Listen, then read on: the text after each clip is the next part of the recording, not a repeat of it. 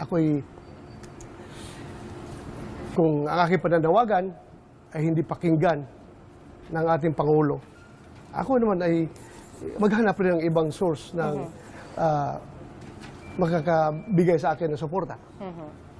Hindi naman would that mean magtatago ulit kayo? In your own words, sabi magtatago kayo. Hindi, so in your own words, would that mean magtatago kayo ulit? Hindi ako magtatago, kundi mag-aapila ako doon sa aking mga kapwa PMAers. Mag-aapila ako sa mga sundalo ng Armed Forces of the Philippines, sa aking mga mahal na mga kapulisan, sa Philippine National Police at lahat na mga uniform personnel sa ating bansa. Ako yung maapila sa inyo. Ako yung maapila sa inyo at na sana suportahan niyo ako. I would like to dedicate to you a very famous line sa Philippine Military Academy hymn. May isang linya dyan na yung puso natin ay talagang nandyan ng lahat ng ating courage, integrity, and loyalty. And it goes this way.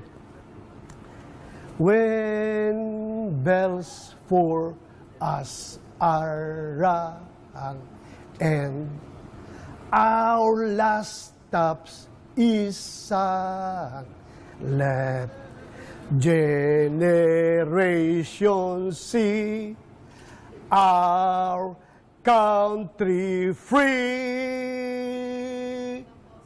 Alright. Yun po ang pinakabuod ng aming PMA hymn. Okay.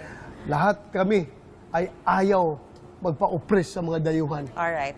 Na marami tayong mga bayani na namatay noon pa sa ilang gira na nagdaan dahil sa paglalaban sa ating soberenya na ayaw nating magpapa-under sa mga dayuhan. Alright. Well,